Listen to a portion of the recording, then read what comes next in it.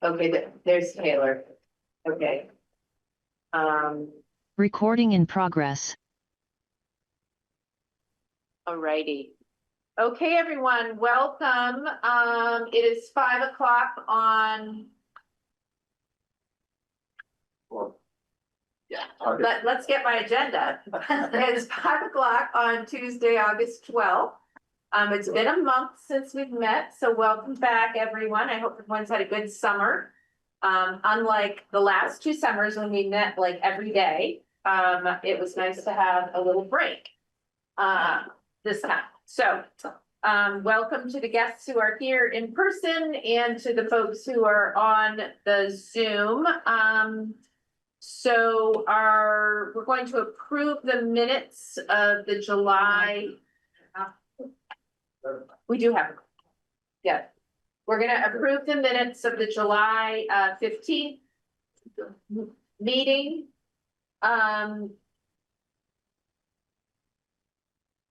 If people feel like they aren't ready to approve it, we can postpone it. Do you feel like you read it, Larry, and everything seemed good to you? I did. I read it earlier. Okay. Then I'm good. Okay, so is there a motion to approve the minutes for July 15th? Yeah, I'll make that motion. Okay, Larry moves. Is there a second? A second. Zara seconds. All those in favor of approving the minutes of July 15th, say aye. Aye. Aye. Aye. Okay, the ayes have it. Then we have to approve the agenda for today, August 12th, 2025, regular select board meeting. Are there any amendments to the agenda? Changes, anything like that? Okay. There might be some movement of some things or putting it out because we don't have Paul here. Stacy's here online, but there's one thing that I kind of wanted Paul to hear about, which was about the you don't need to take notes on it, but about the oh, what's it called? Oh, the Central Vermont Regional Public Works Mutual Aid Agreement for towns. I'd like some input from him about that. And also I talked with the lawyer, so. Okay, so is there a motion to approve today's agenda? Motion to approve. Okay, Zara moves. Is there a second? I'll second it. Okay, Larry seconds. All those in favor? Aye. Aye. Okay. The ayes have it. Congratulations. We've approved our agenda and we may move forward. All right, it's 5:05 and you guys are ahead of schedule. You're 1 minute ahead of schedule. We have a presentation from Taylor, Theron, and Tom from the Vermont Agency of Transportation to discuss a culvert replacement project on Route 12 near the Wrightsville Reservoir. I did set up the Zoom so multiple people can share at once. We'll see how it goes. So take it away, you guys. You are up. Thanks for coming. Yeah. Thanks for having us. I'm Taylor Sisson. I'm with the Agency of Transportation. I'm the project manager for the culvert replacement project on Route 12. And I'm joined by Tom Bigelow and Theron Matthews from McFarland Johnson. They're our design consultant that's working on the project. So Tom and Theron, I'll let you guys take it away. Okay, thank you, Taylor. I'm going to share my screen here. Let me know if you see that. Double click to full screen mode. There we go. There we go. All right, cool. Just give me a second here. All right. So yeah, my name is Theron Matthews, and with me here is Tom Bigelow, and we are with McFarland Johnson. We're working with the Vermont Agency of Transportation on this project, which is to replace a culvert under Vermont Route 12 in Middlesex.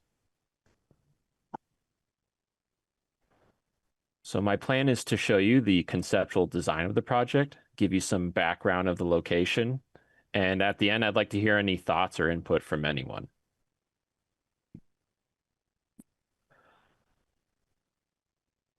So I plan to go over the location, the history of the culvert, the need for this project, the existing conditions in the area, the conceptual design overview, as well as the current cost estimate. Going to go over some of the traffic control and the impacts and the current project schedule. Okay, I'm actually gonna get the laser pointer here. You can check me directly. So yeah, the culvert crosses Vermont Route 12 in Middlesex, just north of the Wrightsville Reservoir boat launch access. And it is just south of the Shady Rill Road connection here. Oh, what's up? Yay. And here's just a site photo of the area where this joint is in the pavement is pretty much where the culvert crosses. You can also see like down the road one of the adjacent properties. This is the driveway that goes up there, as well as a stone wall that just goes along Vermont Route 12. You definitely recognize that if you drove by it. Yep. So in July 2023, the culvert was washed away during a storm event. You may remember that this was one of the two storms in 2023 and 2024 that were exactly a year apart. After the culvert washed out in 2023, VTrans realized the culvert needed to be replaced. So they started the project. McFarland Johnson was brought on board. And while the project process was beginning, the culvert washed away again, like it had before during the second storm event in July 2024. So this further solidified the importance of the culvert replacement. We have submitted conceptual plans and have had property owner meetings earlier this year. So the goal of the project is to replace the existing 42-inch culvert with a new, larger pipe arch structure in order to better accommodate the hydraulic needs at this crossing. This will improve the resiliency of Vermont Route 12 against extreme weather events. The existing culvert is a 42-inch HDPE pipe. We found that it constricts the channel, and this area experiences high stream velocities. Higher velocities lead to erosion and higher possibility of the roadway being washed out. The width constriction causes flow to back up with debris, boulders, trees, etc. This will flood the inlet and cause erosion, major piping, and will overtop the road, which can also contribute to the roadway washing out. Known as the largest night skiing facility in the world. And so here is a conceptual layout of the project area. This is with an aerial photo backdrop. You can kind of see right-of-way lines here with property lines. The stream is shown in blue with the new culvert being shown in light brown. The limits of the roadway resurfacing are in this dark gray area here. The stone fill and stream armoring are this shaded rock pattern here and here. This area right here, it's not really shown on this, but this is where the stone wall is in that site photo I showed you. And here's the closest drive with the property here closest to the culvert, as well as this other one on the northern side is just like a field drive. And the outlet area here is on HZ Natural Resources property. And so you can see that our plan is to armor the inlet and outlet with large stone fill, which helps reduce velocities and protect the structure. Wow. So here's a closer look at the culvert. As you may be able to tell, the intent is to replace the culvert and install new concrete head walls at the inlet and the outlet to also protect against seepage, reduce erosion, and supplement the culvert stability. We'll also be placing the new pipe along the same alignment of the existing pipe. So the conceptual cost of the project is currently approximately $1.23 million. Traffic control is planned to be one-lane alternating traffic controlled by a temporary signal. We do this because the culvert comes in sections. We'll need to construct the downstream end first, followed by the upstream end. This is the chosen alternative due to the lack of options for detours. The best available detour is approximately 60 miles, so we wanted to avoid that. Wow. And so this is going to be similar to the Worcester Bridge replacements, except there's not going to be a temporary bridge, as you can see from this site photo here. We're going to be widening the roadway. So this is going to be a 4-week duration anticipated for the culvert installation, which means the temporary traffic signal will remain for that duration. But the entire project will last the entire construction season. Some of the work, especially regrading, will need to occur outside the right-of-way. Most rights are temporary. There are some permanent rights for the head walls and the stone walls. We have discussed this with the property owners, and they don't have concerns. And the property owner meetings were conducted in May 2025. The property owners had minor comments and questions, and VTrans will meet with the property owners again during the right-of-way acquisition phase. So this is the schedule we anticipate currently. As I've mentioned before, the conceptual plans have been submitted in January of this year, followed by the property owner meetings held in May. We're at the select board meeting today, and preliminary plans will be developed by September 2025. The right-of-way process and environmental permits will be conducted from September 2025 to February 2026. The final plans will be submitted in April 2026, followed by the contract plans submitted in July 2026.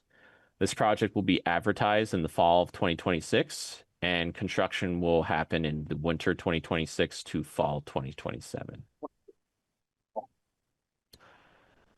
So you'll have a chance to ask questions now, but absolutely, if you have any questions that come up outside of this meeting about the project, please contact us. And thank you very much.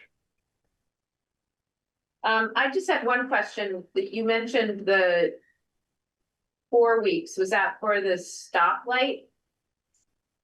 Or what was the The 4 actual weeks? construction will take about 4 weeks, however, it's gonna take the entire construction season, it'll be blocked off. But it's gonna take actually 4 weeks to do the work, is what I do. Is that Right? accurate? Yeah, Tom, I don't know if you have anything to add to this, but Yeah, I I can believe. take that. Okay. Yeah, so we anticipate that temporary signal being in for about 4 weeks. That could be give or take a week depending on the contractor schedule. That's so the main like culvert and head wall installation can go in, but we do expect work, prep work, roadway work, all the stream work to be done kind of outside of that 4 week period. So that's why we're saying really the entire construction season. There may even be some tree clearing that happens during the winter months leading up to construction as well. Not a lot of tree clearing, but if trees do need to come down, that's typically done in the winter due to northern long-eared bat restrictions. So we can anticipate, like someone holding up a sign, like on the outside of the window of the light system? That's correct. Yes, flaggers would be the typical method of traffic control if lanes need to be reduced from 2 lanes to 1 during that time when the signal's Got it. on. Correct. That actually answers my question. Okay. Is it gonna be passable at all? Okay. Okay, does anyone else have any questions for this team? Well, I think that's great. Hopefully this is it gonna have any impact of like, I don't know, extra runoff into the dam because it's gonna be more like controlled now and more water's gonna be rushing through and not going other places? No, we've actually had some initial conversations with A&R and DEC.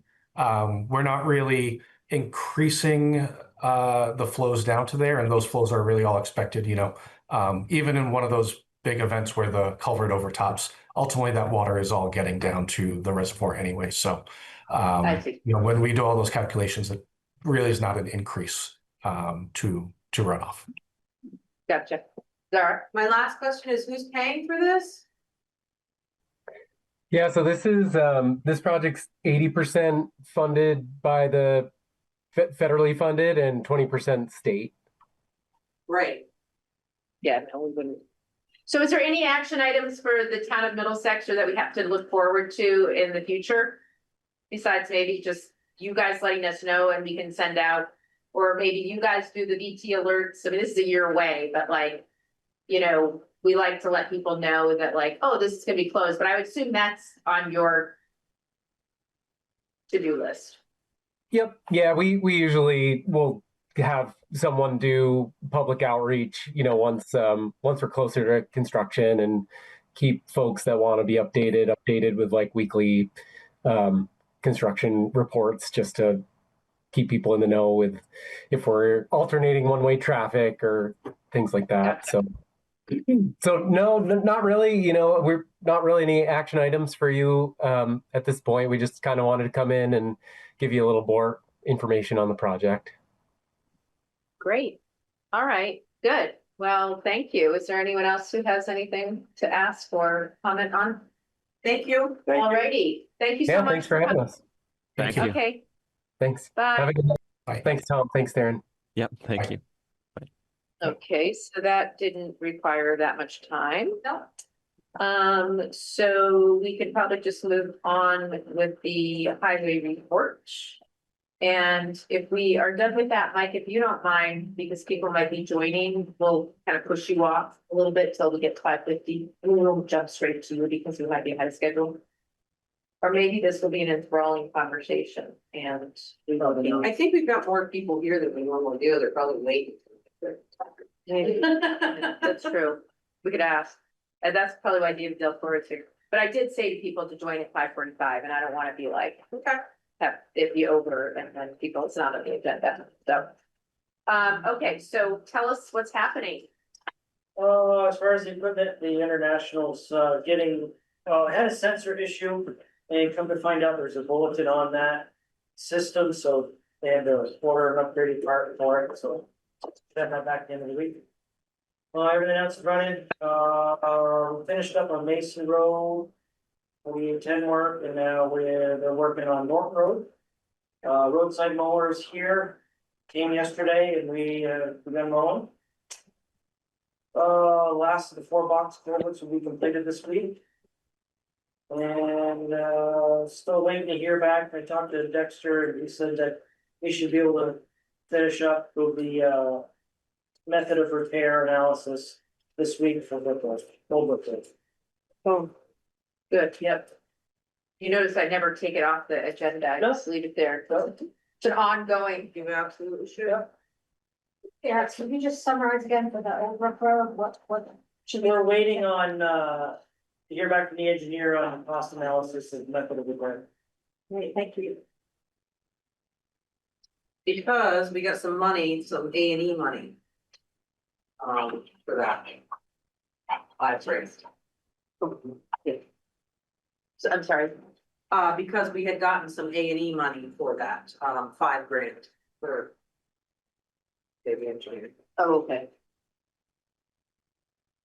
And then in terms of FEMA stuff, the 2023, we still have those 3 roads. We are waiting on the engineer. We, This A&R is site visiting the other 2 sites. East Hill and Portal. Yep, and then we should be all set with that, and then lower side, we're just waiting to get the assignment. So we're getting an A&E as well, and then they'll pay us for the money that we have already spent for Lower Sunnybrook, plus we'll know how much more it's gonna cost. Okay, and then we still need to go out to bid. For the regular work. For 4810. This is 4720 we were just talking about. Oh, 47, okay. What, regulator? No, for The 4810. only thing that needs to go to bid for 4810 is the pavement repair. Okay. The rest of it will pavement repair. McCullough Hill and I've got one estimate back there to show you right. Okay, Oh, okay, great, all right. we did have some movement from 4810. It was as of August 6th, we had like, I don't know, 6 projects that were applicant signed projects, which just meant that they added an extra step before obligation, and that was Christine Ohm's desk. However, we've gotten now 4 more obligated. after they went to Christy Nome's desk. Yeah, so, we've got, Let's send more to her desk. well, that she's got more, believe me. Okay. So I don't know which you want, the big number or the Fed share, but obligated, we got almost $1 million obligated. Our Fed share is about 772,000. And almost obligated, we've got 2 million, which works out our Fed share about 1.5 million. Which honestly should be coming in the next few days if. So million obligated, It's almost obligated, Lean. Almost obligated 2 million, But what does that obligated 1 mean? million, that's the bigger number. What should I say in there? What is almost That- obligated, Lean?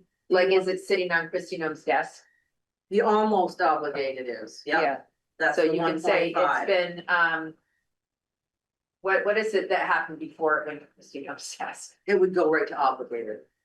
From what From situation? EHP review or HM hazard Yeah, mitigation. If they added one more step. Okay, so basically from review to, obligation is this new step that's going to the desk of, what's her title there? She's Is the the, Department of Homeland Security, DHS. okay, yeah, So is this has been reviewed and needs final approval?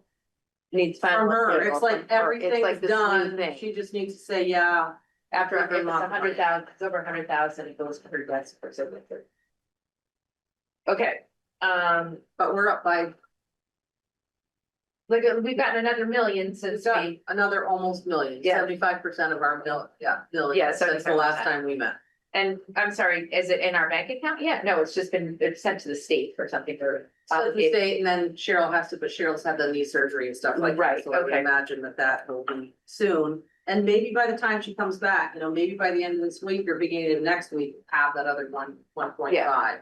Okay, So then all that leaves us, left for 4810 is, this one that's in EHP, which we're gonna ask about tomorrow, which is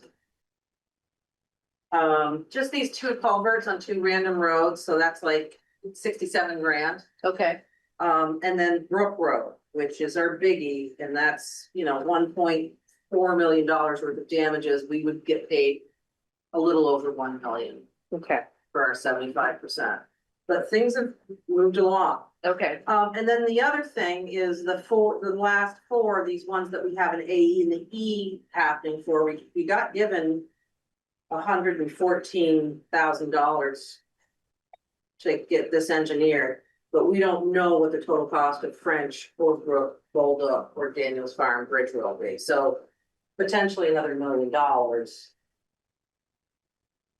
once we get the engineering for those. And that'll have to, and those 4 will have to go through the process again. They paid us for what we've already paid out, but.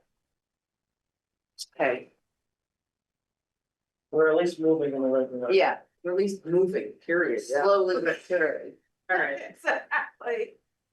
does anyone have questions for Zara or Eric about FEMA or the highway report? Oh, I guess I have one more thing to report. Yeah, Monique came to us in April, which was our beginning of doing 4810. I don't know why. Yeah. Could have been someone it's the earlier. prices, can you mute them? Monique sent us an email. She's been on vacation for 2 weeks and she won't be coming back to us, even though we thought she was, because they're. You really liked her too, didn't you? Yeah, She was no job. She's done this since April. How long it took us to get Yeah. the 2023 years. Wait, she got fired? No, she just. No. she moved. I think she resigned. No, Or she said, moved on to something. I texted her, they said they wasn't enough work for her in Connecticut, so they'll probably reassign her somewhere else, which is fine, she's from Gotcha. Louisiana, so she's. Yeah, okay. Okay, so, I won't spend too much time on this discussion of the mutual aid adoption. I did read through the document. And basically, it's a formal agreement that we would sign. That allowed us to sort of loan our employees to another town. Just like Colchester did when we had the first storm. they Exactly. helped us. Exactly, like, it's something that we already do sometimes, like you might loan something to Worcester because they need help or something. Yeah, they've got us back and forth. That's what I mean. And so this is a formal agreement that, sort of puts us on a list of towns that are available to provide assistance in the event that another town has, something that happens that isn't in our town, right? Correct. Like what happened over in, Moortown and didn't happen here, right? Like we potentially, they would hire us. This is also a part of it, like they would pay Yes. for this service. Yeah, we ended up paying. Colchester, Yeah. FEMA rates, and then we get rid of those. Okay, yeah. So, I think it makes sense. I read through it enough to say, I should probably send this to Rob, our lawyer, just for him to review it. To make sure that there isn't like, we don't need something for our insurance rider because we're loaning staff, right, to another place and equipment and all that kind of stuff. And so he did respond, he read through it and he said that, yes, we should contact the insurance company to just run this by them. I mean, we're not the only town that's gonna be doing this, so, just to make sure that our ducks are in a row for, in the event that we need to, something happens, someone gets hurt on the job, here or there, right? I was just gonna make that point, saying if they go to Moretown and they get hurt on the job over there, who's responsible? Exactly. Right, so that's really just what we wanna, get clarity on, yeah. Is it also that if we sign it, then if we need aid, we get it? Like if we don't sign it? It sounds like that. It's a two-way street. Yeah. Yes. Yeah, and so I think my guess is that people aren't gonna have an issue with this because it's already sort of happening, it's just happening informally. But I wanted Paul to weigh in just to get his opinion, and I also still need to reach out to the insurance company. I need their contact from Cheryl, it's Geraldine now. I don't think it's a mad rush to get this completed, but we would like to move forward with it. Stacy, do you have any comments or questions? Just from like the liability insurance standpoint, I don't see any major issues. Like it's, if we loan somebody out and they get hurt on the job, it's premises liability that would be carried by wherever they are. If someone was here and got hurt while helping us, on Middlesex property, then it would be our premises liability, no different than anybody else getting hurt while on town property.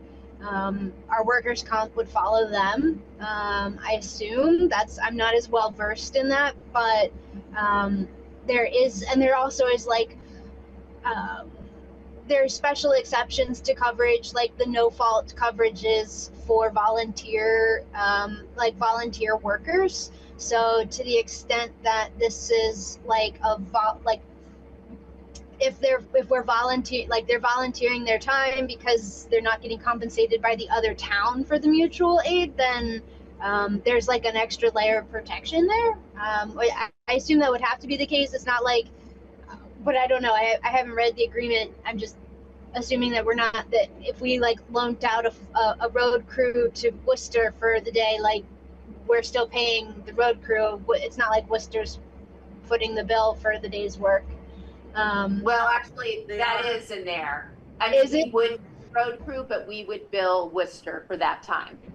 Gotcha. And I think there would be a scenario where we didn't do that, it might be like, oh, there's just like this sudden but I think, in general, that's the spirit of this, is that you loan the crew, but they pay, the town reimburses you for that work. So as long as there's like the standard indemnity hold harmless, like whoever you're loaning your people out to agrees to like indemnify and hold you harmless for anything that happens on their watch, like on their time, basically, then it shouldn't be an issue. I can go and take a deep dive into that and just, I'm sure it's there, but if it's not, then I can circulate my comments and we can discuss it at the next meeting. Okay, that sounds good. Yeah, because we wouldn't be doing this without a town that actually also signed it. So that would be helpful to know that there's something in there that holds each each other harmless. Yeah, it's just figuring out like how you would how do the towns plan to allocate responsibility and liability for the people that are being loaned to them. You know, is it Yeah. does like does everyone retain their own liability, kind of everyone for themselves, or do we agree to like stand in and make sure nothing bad comes to the loaner town if anything happens? So yeah, okay. Thank you, Stacy. That's helpful information to share with your lawyer knowledge. So we will pass over that for any kind of vote. Until next time, I'll add this to the agenda for next time. And I will, I'll add it to the agenda once I have information about from the insurance company. Okay. And Stacy, if you do get a chance to read it in the next couple of weeks, if you can send me any comments that maybe we could forward to Central Vermont Regional Planning Commission that are maybe concerns of yours, we could, get some feedback from them as well. Okay. I will add that to my, or just make a note of that. Okay, thank you. So we're going to skip over Mike until he's on to make sure that everyone who wants to join. I told them to join by 5:45. So let's skip over to the buyout updates and discussing possible. Oh, so this is what I've learned. So I sent you, you have here, I don't know if everyone got one of these. And I don't want to pass this around because I think it's public knowledge who's in the buyouts. Okay, thanks. Yeah. Thank you.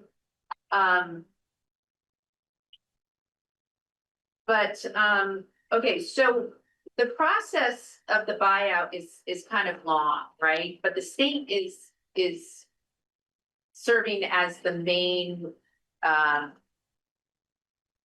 agency driving the buyout process, right? And we as a little town are sort of helping facilitate things, right? So we're not doing that much, except I meet with them every other week. And I learn where the person is in the buyout process. And so the buyout process includes things like, have they had their appraisal? Have they signed their, agreement? Have they provided what's called a duplication of benefits, right? That makes sure that, so like, if the house is, FEMA's willing to give them 300,000 for their house, but they already gave them 50,000. Did they use that 50,000 towards the house or did they go on a vacation? Because if they went on a vacation, FEMA will take off 50,000 from the price of the sale, right? So they just want to make sure that the person used and have receipts and all that. So it's a long process, right? It takes months and months and months for someone to pull everything together, even decide that they want to do the buyout and go through the whole thing. So we are at a crossroads with a couple of folks on 3 Mile Bridge Road. The ones who attended, they were the phase 1 folks that we decided not to do the phase 1 testing on because it would greatly slow down their buyout process. And the fact that it wasn't required and the fact that we aren't building anything on that property and the fact that we don't even know if there really is anything there. One property turned out to be incorrectly identified, so that was moot, wasn't even the right property. And then the other property is an appraisal company, and because it's a company, it just automatically gets flagged for phase 1. So we were like, you know what, we're not gonna do this. So, so those folks are now at the scheduled closing. So they're closing with a law firm in Shelburne, from like on Shelburne Road, Shelburne, I guess, in September, and one is September 15th, and one is September. So where is it here? Oh, and let me grab my color copy because the color copy has the. So I had sort of been under the impression that I could just sort of sign stuff as because we're the buyer. Remember, in these situations, the town is the buyer of this property. And so they said, oh, no, you need to be at the closing. And I was like, they didn't even ask me if I could be available, right? You know, they didn't, maybe they talked to Cheryl, but they did not like say, does this time work for all parties? They just scheduled it, right? And so I am in surgery. I'm not in surgery, but I'm not gonna be able to go to the, because of my shoulder surgery, I'm not gonna be able to go to the one on September 9th. But I did say to them, listen, you didn't ask us if we could be available for these closings. Can I do remote signing? And I haven't heard back from them. But regardless, another thing that I'm not able to do is the walkthrough. So on September 8th, a board member needs to walk through the property with this form that's called like an inspection form that will be provided by the lawyer to make sure that the house is basically empty of its contents and that they haven't taken something that has been included in the price of the buyout, right? So like, did they take all the windows and doors, right? And light fixtures with them? Because if they did, you know, that would be a problem. We'd have to say you can't, even though it's all being demolished, the money that they're getting is the value of that, right? So it makes sense. So if someone's available September 8th to meet at the home of 138 3 Mile Bridge Road to do this walkthrough, what time? Well, it hasn't been scheduled. That's why we're having this meeting right now, is to say, what time can you do it? You know, I'm sure they'll be around at the Tiger. So they can, you know, fit in that time. It could be the day before. It doesn't have to be on the 8th. It could be on the 7th. 7th is a Sunday. Probably. Okay, yeah, so maybe the 8th is better, yeah. So there's that. No one needs to commit right now. And then there's the 15th, which I may or may not be able to do depending on, like, I don't know. I don't think I can drive up to Shelburne. I just don't think that's gonna be happening. I don't think I'm able to drive. Crazy, why do we have to, we have to do walkthrough in town and then we have to drive all the way to Burlington to go to the lawyer's office? And do a closing, yes. And the only thing I can say is we reimbursed. No, we lowered our salary for Exactly. Selectboard last year. I want to bump it up again. Well, so, I mean, I'm sort of fighting for at least these two, which are the imminent ones. That, you know, I said to them, we are working people, right? You can't just like expect us to like, you know, show up without even being told when it's gonna be until you've scheduled it. Like, we might not be free. Yeah. And so, and you know, I just said, we're all volunteers here.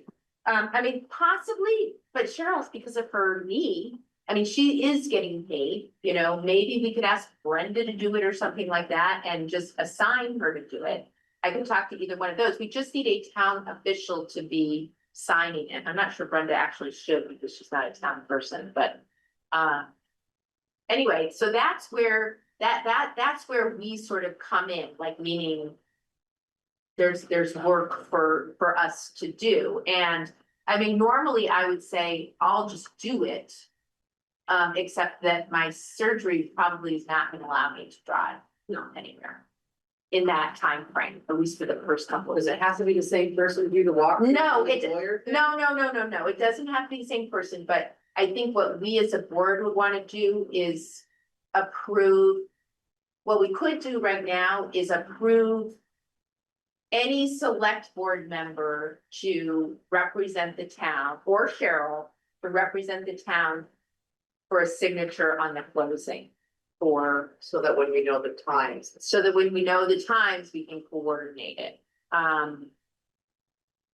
And so those are the only two. There's a couple that are on the back burner that are getting, so let me see what my notes and the colors say. So yellow is complete. So 158 3 Mile Bridge Road should be closing soon.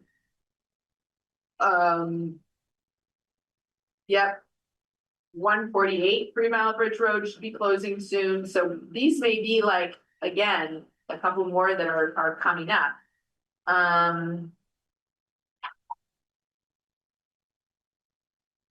Yep. 15 Lower Sunnybrook, so what's called the VTA, it's called the Voluntary Transaction Agreement, and that's after everything has been done, they've given all their, backup, how they spent their FEMA money, all that. So buyout, process for closing begins, and, so we're talking like a month or so, maybe a couple months maximum. Again, also 13 Ridge Road, so there's a bunch that are sort of imminent, so I need to give you guys that heads up to say that I may need help. So on the 8th and the 15th, I can do one of those days, but I have some other time. I can either go to Shelburne. Okay, it says here, the 15th is 11 a.m. on 430 Shelburne Road, and the 9th is 10 a.m. at 430 Shelburne Road. I can do one of those if we move the other, and I. One's the 8th, one's the 9th? No, I'm sorry, one's the 15th, Yeah. one's the 15th, and that's at 11 a.m. All right. And the other one is the 9th at 10 a.m. And I have this information here, like with their telephone number, their address and all that. But there's a walkthrough before. The though. walkthrough generally happens like the day before, because that's when they're expected to have everything out. Now, it's possible that, if, and, I'll be in touch with these people as it gets a little closer, but it's possible that, they will, already have their house cleared out. So basically what we do is we have a form that we go through to just check the boxes. We take the keys from them. I will say that Larry Martin's house, he's got a heating system that we want to take, but that doesn't have to happen until, before the demolition, which takes months to schedule. The demolitions probably won't start happening until the spring. So we can hold off on that, but we are gonna take a new heating system boiler that maybe the fire station could use, or maybe we could use here, or, maybe the town garage or something the case. So make sure it's there. Yeah, he said it would be. I did say he could take the other stuff, which was like there's a pellet stove and stuff that he has that are technically stuff he is able to take. And it's kind of one of these, like, if we're fine with it, I'm not gonna start going on Facebook and selling things for people's houses, right? That's just not gonna happen. So, okay, alrighty, so sounds like between the two of you and this handout that I gave you, what I can do is I can send it an email. You should have chosen your date yet or not? Oh, which would you prefer, the 9th or the 15th? The 15th, because I can't do the 9th. I thought she said the Okay. 8th was I thought the 8th was the walkthrough. Oh, the 8th is the walkthrough. Are you saying the lawyer? Okay, we're talking about two things. We have walkthroughs the day before. Yeah, we were talking about Then we have the having to lawyer. go all the way to Burlington. Yeah. So you take the 15th, Okay, I And you'll will take take the the 9th. okay. Will you do the Which means walkthrough? I do the walkthrough, as long as they can do it before noon, because I've got a 1 o'clock and I've got a 2. Okay. 2:30. Are you able to do the walkthrough on the 14th or whatever it is? That's a Sunday, so Maybe. it'll probably be the 12th. Yeah, maybe the 12th. Friday. We'll find out from Larry. If for some reason, I'm sure Larry could drive me to Larry's house. That's not a big deal. Yeah, I mean, I could do the 12th too, but Okay. I'm off on Friday, so. Okay. So what I will do is, I will email, I'll email both of them because I've been in touch with both of these homeowners. And I will say, Zara, you are going to, 138 3 Mile Bridge. yep, you're going to, okay, so.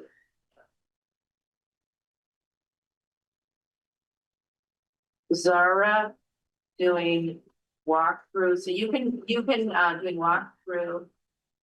If. And lawyer signing. Now, it's possible that they will have said, yes, I can do a remote signing, maybe for both of them, and if they do, I'll let you know. Yeah, that'd be Okay, not having to drive to Burlington. yes, Yeah.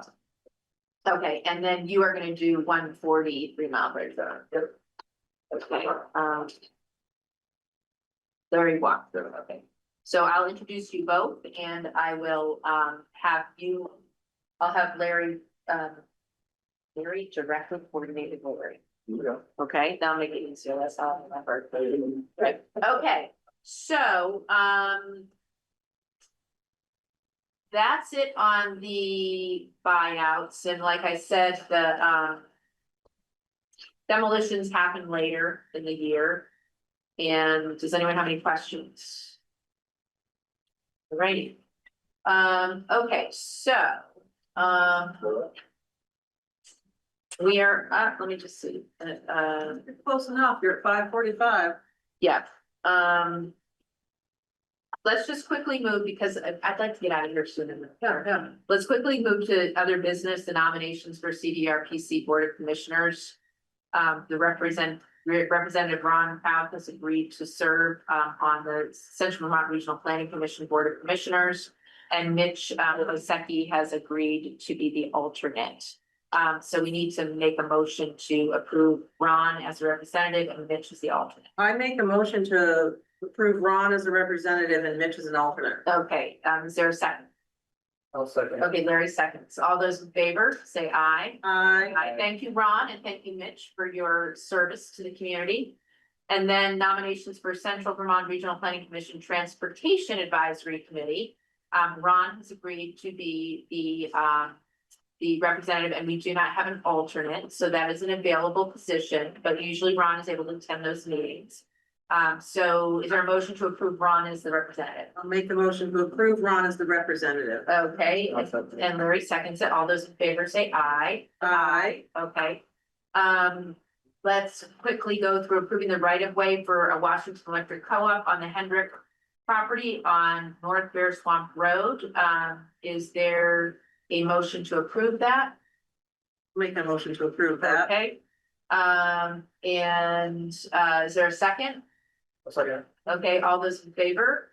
I have a feeling that I don't have this to sign, because I think I have to sign it. And, but the fact that we approved it, if, yeah, I don't see it here. The fact that we approved it, they still require a signature for signing, so I'll find out about that. Okay, and then just quickly, if we can also approve this retroactively, a letter of support to the purchasers of the property, the buyout property that is being purchased by Department of Environmental Conservation. So they needed a letter of support. We already knew this was happening. They're just sort of a separate buyout. We're not buying them. The Department of Environmental Conservation is buying them, and they needed a letter of support, which I included in your packets. And I thought it would just be prudent to let you guys know that I did that and maybe retroactively approve it. I'll make the motion to retroactively approve that. Okay, is there a second? Second. Larry, okay, all those in favor, say aye. Aye, okay. Alrighty, so look at, we got all that done.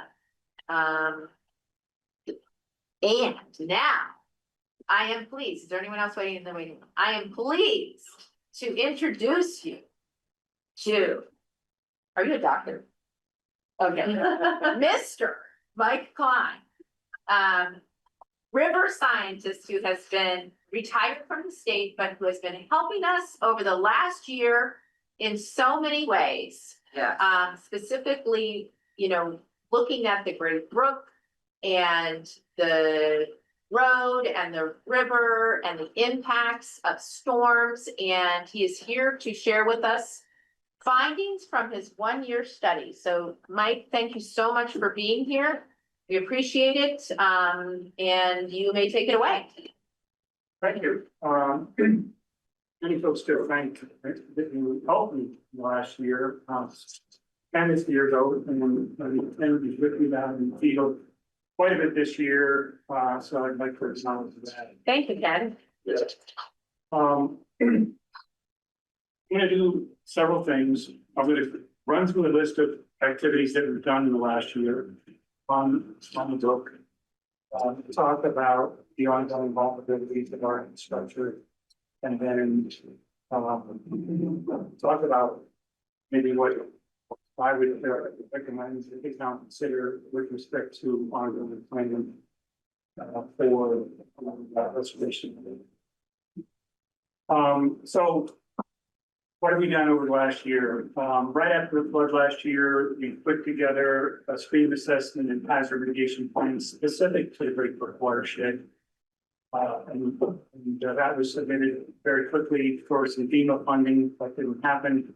We've since updated that, adding a lot more detail in the budget. So that's sitting there, ready to put forward to town. So desires, then in the fall, UVM Spatial Lab came and did a LiDAR map of the Great Brook watershed, the Great Brook from Center Road down to the Old Brook Road Bridge. That LiDAR map will give us a very detailed topography. The beauty of getting that topographic. No, it's right there, the map. Oh, the map, yeah. Topographic map of the brook is that the state also completed a LiDAR study of Great Brook before the 23 flood. So we have detailed topography of the watershed both before and after the two floods. Wow. This allows us to see specifically what parts of the land has eroded, where has debris accumulated. It's allowed us to create very detailed profiles, longitudinal profiles of the slope of the stream, as well as many cross sections of the state up through that data. So that we really understand the morphology of the valley and what has happened, what happened in a big flood through there.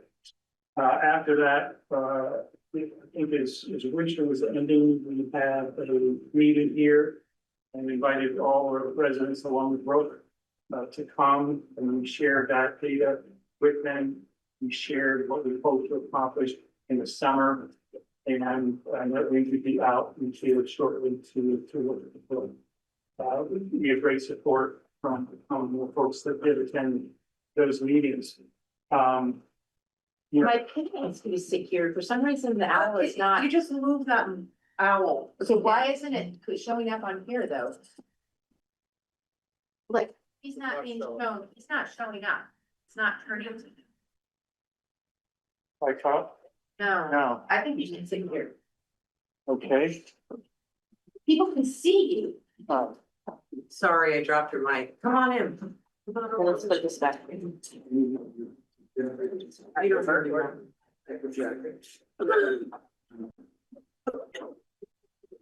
So then after, which am I showing it now? No. I think your voice is very low. I believe your voice is low. Yeah, it is, must be No, that. that's showing up. That is so weird.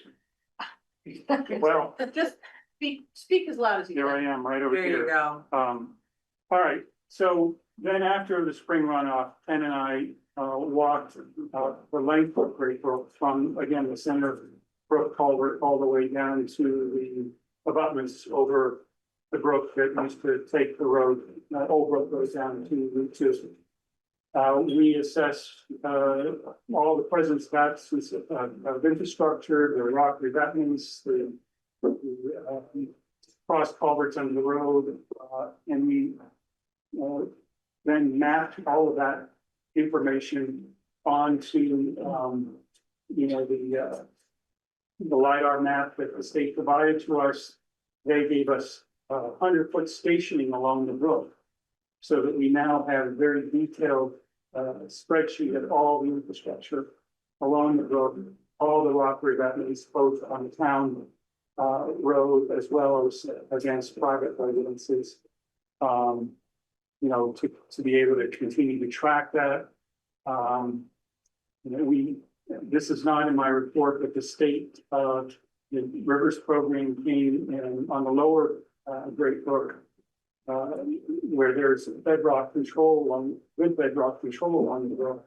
They started a flow study where they did very detailed cross sections of the brook, looked at evidence of the height of the flood, the 24 flood, the debris lines. And from that, then I hope to work with them in the coming year to start constructing an actual flow model. And from that flow model, you can then start designing. You can start changing things up within the valley, whether it be the road or tracking floodplains, et cetera, to say, how is that affecting the power of floods? I think there'll be more work to do along those lines, and I'm gonna reach out to landowners at some point and ask them if, unfortunately, we have another flood, get out there and document the degree line on your property. Where do you see that leaf litter? Where do you see the height of the flood? That information really helps us develop that flow model, which is an essential design tool that any engineering firm would want to create or have to do design work for the town. And then finally, we joined the Vermont Geologic Survey as they went out with their Termino instruments and did depth of bedrock studies at a number of locations along the brook. And as I've outlined in the assessment report, this information is just critical to knowing whether or not we'll be able to stabilize the bed of the stream in any kind of economic fashion in the future.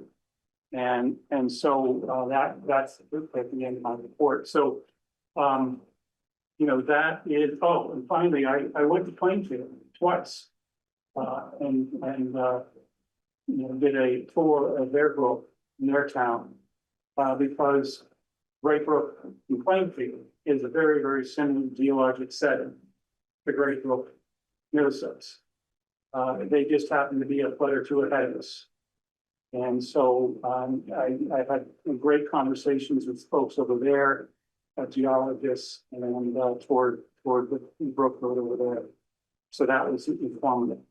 So in this report, I really try to explain erosion and what's happening along Great Brook. Erosion is a very natural process in the stream. And it's actually quite minimal when the power is generated by the flood is met by the resistance of the bed of the banks.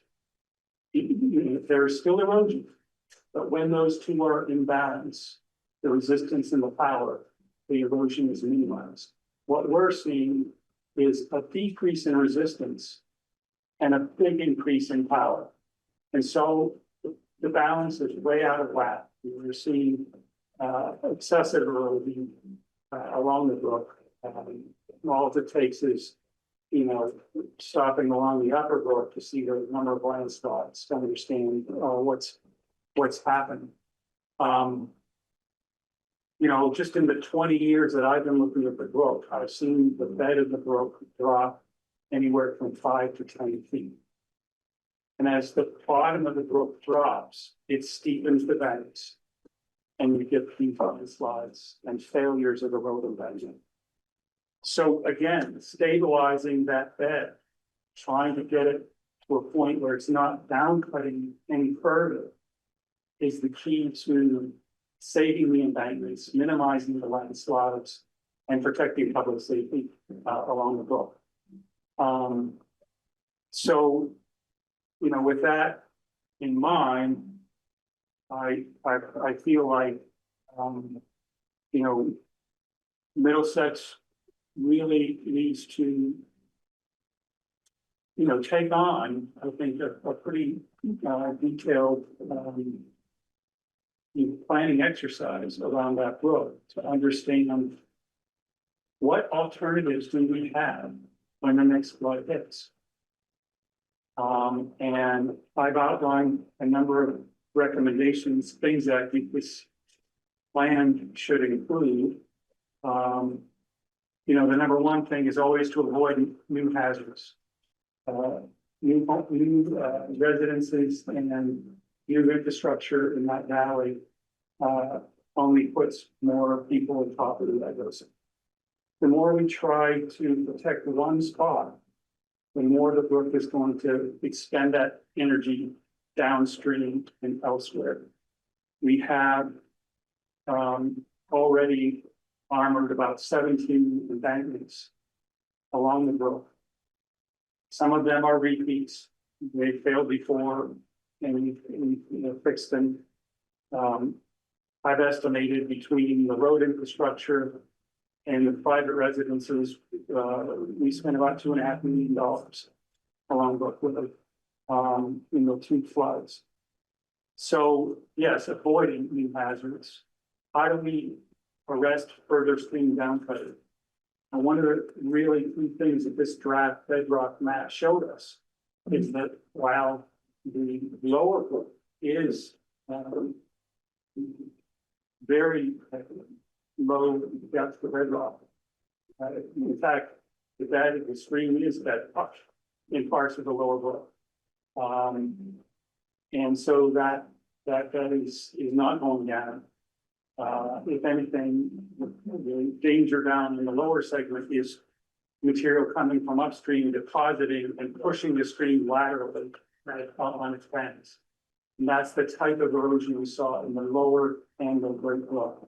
You look at those properties, the bed's not going down, it's going up. And the stream is going up. Upstream is a different story.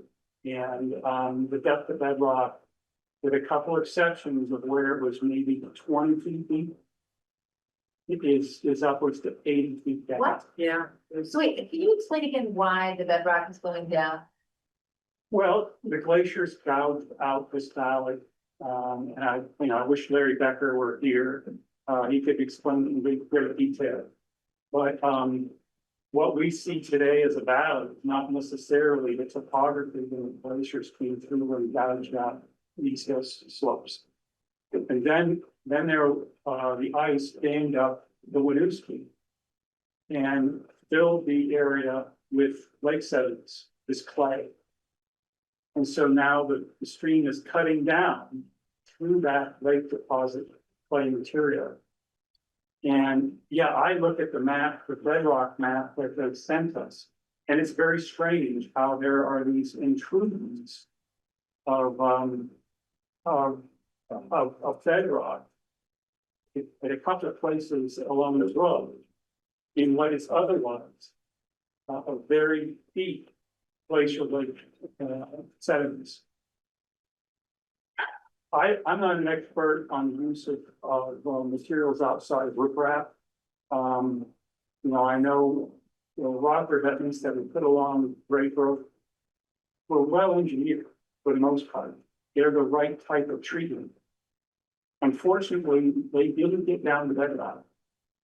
And so as the bed erodes, those revetments are in danger of failing. Yeah. And Can I just ask another? yeah, So when you're talking about bedrock, you're talking about actual rock. And so sometimes you're saying the river has all the sediment above it that isn't rock, and that this is that, and you said it goes down almost 80 feet to bedrock. Yeah. And so above that 80 feet is what is able to move and what has been moving during the flood. that's right. That's right. Okay, So on top of that clay, if you go along Great Brook, you can see there's a this ton of clay. layers and layers of clay. Yeah. And those are the annual deposition of silts in that lake that you're seeing. Then as, there's also what they call glacial till mixed in there, and that's all the boulders and cobbles you see laying around. And as the hill slopes fail and boulders and cobbles come in, if they cover the stream pretty uniformly, they will arm the natural arming, that resistance that I'm talking about. Right, to go down. From going down into that clay. But where there's gaps in that natural bed armor and the flows can get to that clay, it just cuts and gouges down. And we've documented over 10 feet of vertical change for where the stream is gouging up that clay. And so some of our rock revetments are in trouble as we sit here. And that makes it move faster, right? The water. When you have a head cut, it's essentially a vertical face on the stream bed, and when the floods flow over it, it's eroding that face in an upstream direction. And so that cut can move upstream. And if there's a riprap job above it, and it's only keyed into 5 feet, and you have a 7-foot head cut through in the storm, there'll be nothing underneath those rocks. And that's when the road will clear out. So one of the treatments that we, some of us talked about, I've talked about it with the state engineer, is a sheet pile. The sheet pile is a type of anchor that was used to replace the 2 bridges, private bridges that went in on the road. Yeah. You can drive sheet pile much deeper than an excavator can foot in the rock revetment. But how far? Maybe down to that 20-foot level, I don't know, that I mentioned. Right around Farrell Picard's area, it's actually quite shallow to bedrock right there. And so, there's a great chance that whatever armoring is done at her place, it'll be rested on rock. You stand a chance of surviving. But just upstream of there, it goes deep again. And so I don't know if there is a technique to anchor a new rock revetment into a place where it won't almost immediately be all of it. Unless, and this is what I mentioned in the report, when the brook was naturally armored, and that natural armoring was along the length of the brook, you saw a lot less downplugging. Some of those boulders are as big as this desk. And you get them in rock steps on the brook, and they hold the elevation of the brook. So how do you get a brook to re-armor itself the way it used to be? Slow the water down. The less power that the stream has to erode that lead material, and the more it stays, the more it imbricates itself and locks into itself. And the less bed erosion that we'll see, and then the better chance all of the bank armoring that we've done will hold. And so slow the flow.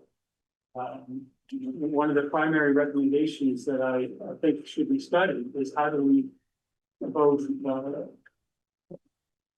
encourage and protect and maybe restore floodplains along the brook. Floodplains cause the flood to go from this very constrained situations. Power is about depth and slope, and right now it's got all kinds of depth. You lower that depth by spreading out the flow, it doesn't have the power to move a boulder massaging its desk, and that boulder stays, and they imbricate together. And so while it looks messy, right now, some of that debris in the stream on those nascent floodplains that are forming where the landslides are occurring, they're our best bet. And where we You mean to be the place that widens? right now, the valley is in a widening process. And the most counterproductive thing we can do is get in the way of that unnecessarily. Now, public safety is public safety, right? I'm not saying that we don't protect somebody's home, but where those floodplains are forming, we need to educate the landowners that that's an important process that's ultimately going to work with us. If we get another big flood, what do we do? And there's road failures. Are there opportunities to shift the road? Right. And create floodplain benches instead of these vertical rock walls that constrain the flood? I was up there today, and Great Brook is typically 20 to 25 foot wide stream. Between the rock revetments and the landslide on the other side, the brook was actually contained to a channel about as wide as this desk. That's a recipe for the next disaster. So we wanted to spread out. And finding those locations of where to spread out is kind of key to protecting the rest of the. That's right. I traveled up the brook with Jaron Moore, the state engineers, stream alteration engineer, and he was pointing out, move the road a little bit there, move the road a little bit there. Now, he wasn't necessarily saying, let's go out and do this tomorrow, but where we lose the road, we have to reconstruct it. Then that's an opportunity. Yeah. And then, I know the town is working pretty diligently to do cross culverts and get the runoffs spread out across the land. Are there other places along the brook that we can, I can't, how many cross culverts I remember on the landmarks map. But they all drain directly to the brook. Are there ways to spread that water out on the land and get less volume? What we're worried about is the peak of the flood, because that's when it's the most powerful. And when all of our stormwater drainage is going right to the brook, right away, we're increasing that peak, we're increasing that depth. So those are some of the recommendations that I made.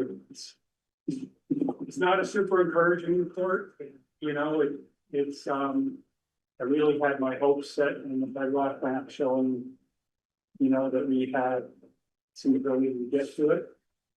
But it's deep, and we have no choice but to work with that. So can I ask you about the EWP? So there have been some folks on the road who are accepted into the EWP program from both last year, but also this year, there's gonna be work being done next year, not until 2026. I know Carol Peepert is one of them, and it sounds like that might actually be a good thing because, she has think that the bedrock is closer to the surface. Yeah. And that, back to her home, which is more downstream. I don't know where the other people are located, but is there like a thought that it actually could cause more harm than good? Or does EWP look at sort of like, I know what you're saying, like if somebody explained it, maybe it was even you, like it's akin to holding your hand on a hose, right? The water goes really fast when and hard, right? But you open it up, it slows down. And so you're saying we need some slow down areas, but the stream bank stabilization often puts in a hard surface that isn't malleable, right? The other side is gonna be maybe not. I don't know what their plans are for that, but are you at all involved in? No, and or should you be? well, I'd welcome the opportunity to, I don't know who the NRCS engineer work, I used to know. Yeah, it's not the same guy that he just retired. Yeah, Mike There's a retired. new guy. I don't know, but they should have this data. Yes, I think so too. And I typically think of and I believe I sent it to Jerry. Not I will. But the types of treatments that are being applied, like Nancy, is it Nancy there with the retaining wall? What was it, flooding retaining? Linda. And then the retaining wall. She's got the little place there, and Off the grid. they put in a retaining wall instead of riprap. NRCS. Again, you're trying to minimize the encroachment of the bank revetment into the cross section of the stream. So the more vertical you can go, the better. So that's a good thing. It was a good thing. You're gonna revet the bank, go as vertical as you can. And that gives more space to the brook. Again, this morning I was looking up at these vertical rock walls and they were well crafted in regard. They're pretty vertical. But still, they encroached on the channel and are contributing to the landslides across the brook. This washes underneath there. So can I ask you this, from a floodplain standpoint, it makes sense that you have both sides, right? Like one side only is bad. Is that right? I mean, that's what's happening kind of now because we keep building up the road and then you'll see just like the trees are falling out, everything's collapsing. We have cut off half the valley to the brook. And I mentioned this in the report. Where the road is used to be floodplain or the brook, one or the other, but it had a certain amount of valley to the end of it. And that slope was lower than, remember, slope and depth. And so the stream has been going down over 10,000 years, but at a much slower rate than what we're seeing today with. And so it's gonna erode the other side.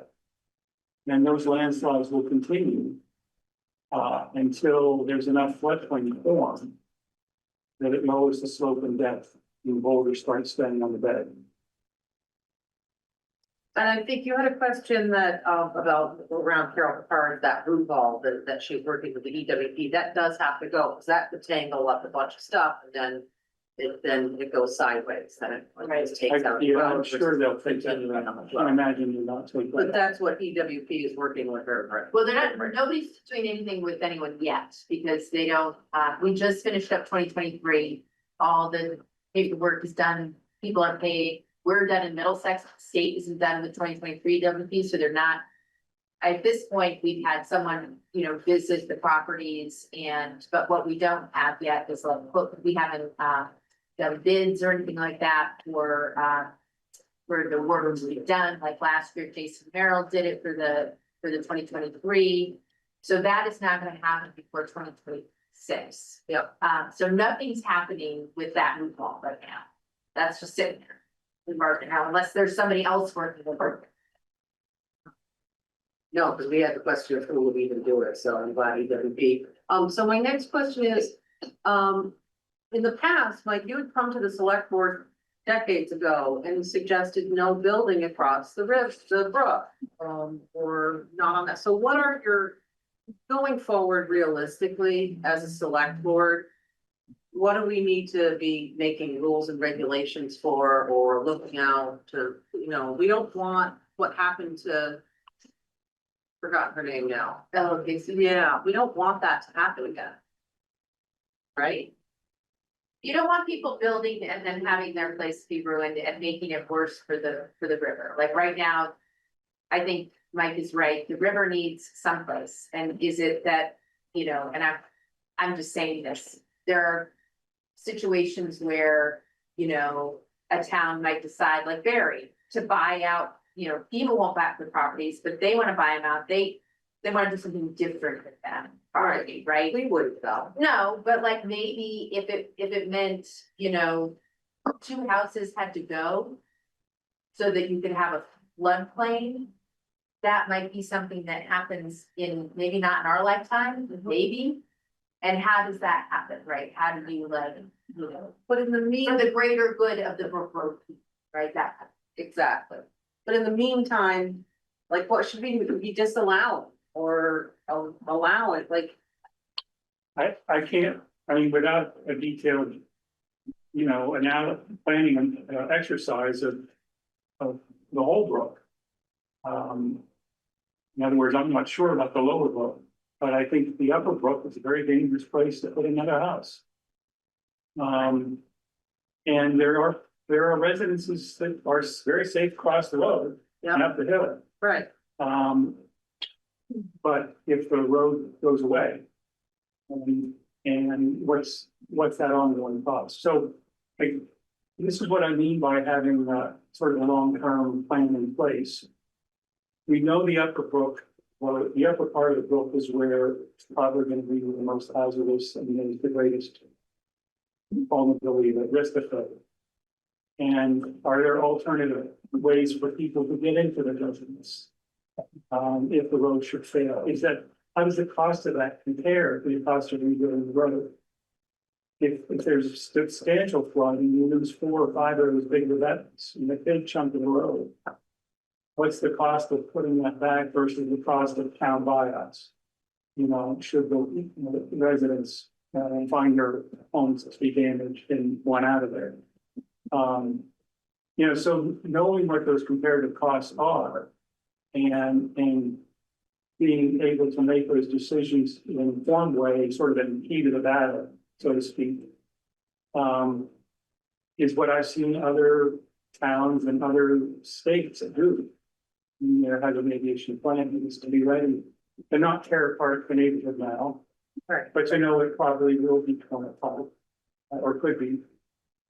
And And I will say the state is thinking about this stuff. I've been having a conversation, with various stakeholders, the treasurer's office, A&R, Central Vermont Regional Planning Commission about specifically around how we as a town and just towns in general can be budgeting for, so I'm thinking about on the fiscal side, like how can we be budgeting for these disasters in the, with the possibility of federal aid not being available to us, right?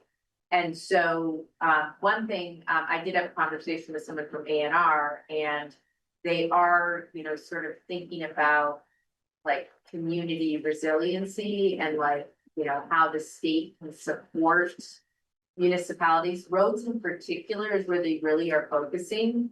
Because if not for roads, we can't get to our house. My house isn't gonna flood, but if I can't get to my house, I can't live in my house, right? So, what you don't wanna see is like the disappearance of small towns in Vermont because of floods, right? We have to address that issue. So we're not the only ones with these questions, and, Devon Meg's also on my list of people to contact, but there are, we're gonna have to be addressing it eventually. Eventually we're gonna have a bill that we can't pay, right? If Brook Road were to wash out and it costs $2 million and FEMA doesn't come to the rescue, we don't have $2 million, nor do we even have the capacity to borrow right now. So, like, those are the things that you're bringing up that are real, and, we can pray, but hope is not a strategy, as we know, right? So I do want to offer anyone online, who maybe came to see Mike, to unmute yourself if you have any questions for Mike. Or if you came prepared, you have any questions in the audience. Yes, I'm sorry, you just state your name, please, for the record. Markimo, Can you spell that for us? RKIOUNK. Person's Matt. So great question. You sort of alluded to some of the coordination impact here, right? Like we're to some extent at the mercy of further upstream. How much does what other towns upstream must do impact the plans for our town? Like how much of a coordination should there be between towns? How much impact and uncertainty does that introduce to your estimates? A brook like Great Brook is solely within Middlesex. So, we need to coordinate within ourselves. Certain other rivers in town, North Branch and the Winooski, for instance. There is a Winooski River, flood resilience group that's been meeting now with towns all up and down the Winooski River to get at this question of coordination. We all shop in downtown Montpelier, some of us do, and floodplains upstream in East Montpelier, Plainfield, Marshall, Cabot are part of the solution that people are talking about quite a bit, so that it lessens the impact to Montpelier.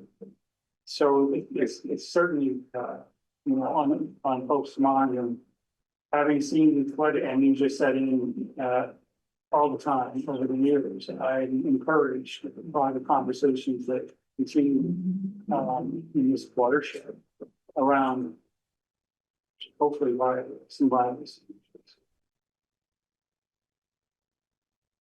Yes. Just state your name for the rest of it. Susan Warren. Susan Warren. And I'm wondering if you could clarify with, and I haven't read this yet, but what more do we need to know, or you need to know what actions would be helpful? Or you mentioned something about where the permit comes in. I'm just sort of wondering, is there more information needed to move forward with identifying things that we need to do? Yeah, that's that assessment and planning document that we've been kind of fine tuning as the year has gone on in the budget. And You know, I think that's on, I don't know if the latest is on what's Middlesex, but maybe it could be. But some of these items that I did talk about, Susan, you know, from, you know, understanding the morphology of the brook, this depth and slope thing I keep mentioning, like in the power of the flood. The amount of erosion we're seeing and where we're seeing, the geology, and the flow model. With those elements, then the town, you know, with some mitigation funding perhaps, could retain an engineering firm that has done these types of models for towns all over the state. And have identified floodplains that can be restored, or how much floodplain we need before Great Brook starts to settle down vertically, you know, and how far along are we? You know, those types of questions, and then from there, is there a restoration plan? They are proactive things that Middlesex could be doing. And then what's our recovery and response to future floods? And what are the opportunities that we might pursue when you look at the benefit and cost of different actions? And the key thing is really keeping folks along the brook informed, right? I mean, this is gonna affect them, and you know, I don't think anybody would say, oh, the brook is 5 feet outside my back door, but I'm not allowed to rip wrap the brook. We want people to be safe, right? They have no way to leave their house, which is what we're encountering, right? In conversations, and people have their lives rolled up in their homes just like anybody else, and so, you know, they're protected. Yep. But that has a cost. And you know, how do we minimize that and you know, restore the brook? I also mentioned in this outline that, you know, if folks get displaced along the brook in these disasters, do they have a way of staying in Middlesex? And this ties into other parts of our town planning. You know, what kind of housing do we anticipate, and how do we make that available to people in the town affected by disasters? Plainfield's looking at this very, very carefully, in trying to create housing for all the people, you know, with the people that have lost their homes in the village in Mall. Whether or not that all transpires is another story, but I think more and more that's what's being encouraged in this resilience community. Can I just ask also a question? I was biking on Macy Road, right? Is that a similar story with Macy Road, or do you not know that? That's the Shady Road River. Oh, yeah. Is that also like deep bedrock? I don't know that that's deep bedrock. I mean, certainly down by the swimming pools, you got bedrock right there. I know the Glacier Lake was up in there. I don't know that, I don't know to what depth. That bed is pretty well armed. And I'm seeing more lateral erosion. Now, again, we took up its floodplain with the road. And most of the old floodplain is on the other side of it. So it's pretty constrained. But at the present time, from what I've seen, it's still pretty well owned. So Brook Road is really unique in that it's the swiftness of the erosion and the change in depth compared to other stream beds in Middlesex. I haven't really walked Sunnybrook. To know where Sunnybrook, to know exactly what's happening there. It could be happening in nature. You know, coming down Center Road, you know, that little stream right up to the road there is going through a very similar down cutting process, and we're seeing landslides along the side of it. Yeah. Well, I see it just a little bit too on the Mason Garden, even there. Yeah. Is there anyone online with a question before, so we're getting to our next agenda item, but is there anyone online who has a question for, Mike or a comment? I would just say that we're gonna continue to talk about this at the road committee, continue to update everybody. Yeah. As Mike has seen. Learn more. Yeah.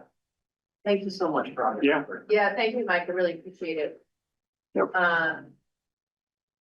Okay, so. Mike, I think some of your stuff here that you're on. It's hot in here. I actually brought a hand fan. That was in my car, and I was like, oh, I might need it up here. I'm feeling like I need it right now. Whip it out. All right, so we are now on to the town hall heating system presented by the Energy Committee, and we have Enrique Bueno here. Enrique, if you would like to sit in that chair there, if you want to come over here to the table. And then the owl should pick up your voice. If you can just make sure you're speaking loudly. And then we also have Lowry Sharp from the Energy Committee, and Greg and Barb are online, but they're just listening in. So this is in regard to the town hall, which needs a replacement heating system, and we asked the Energy Committee to take that job on. We also, if you recall, approved paying for this out of the town hall fund that we've been building out. So, all right, take it away, Enrique. Can you share everything? Or Lowry? I think Laura to start with Okay. some presentation. Yeah, I've got a few slides. Can you hear me okay? Yep. Great. Thanks for having us. And sorry it's so hot in there. I'd be there too and commiserating with you, but I have a little cough, so I'm sparing you. So we're here to talk about the heating system, but as a little bit of a prelude, there's also the issue of the building itself and the condition it's in, and how much heat or cooled air it can retain. And so we're going to talk about that a little bit too. But I want to take a little temperature check, no pun intended, on the issue of the longevity of the building. Thanks for laughing, Zara. Because I remember last year you guys talking about, well, are we going to stay in the town hall? Are we going to sell it?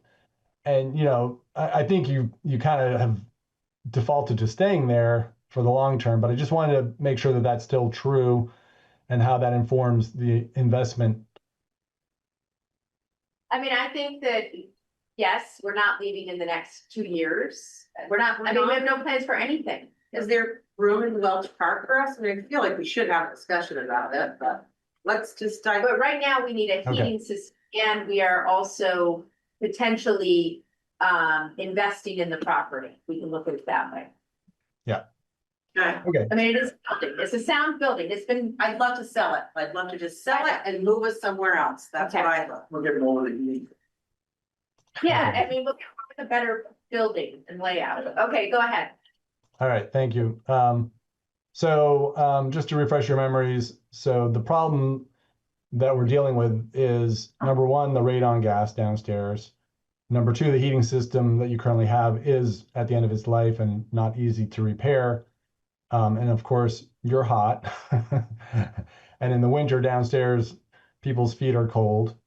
And then lastly, also the fact that we are still burning fossil fuels despite statewide goals and town goals with our enhanced energy plan that was passed a number of years ago to go as much off of fossil fuels as possible. And I think it's it's telling that the conversation before was about the impact of climate change on our town.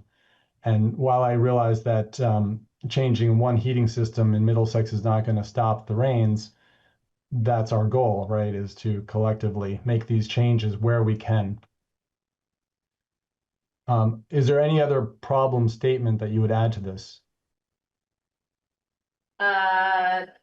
Weatherization, or that's maybe a part of, That's part of why it's cold and hot. And you do see my problem statement, right? yes. No, we don't see a statement. You just see the 1, 2, 3, 4. Yeah. Yes, perfect. Okay, so that's what we're trying to address here.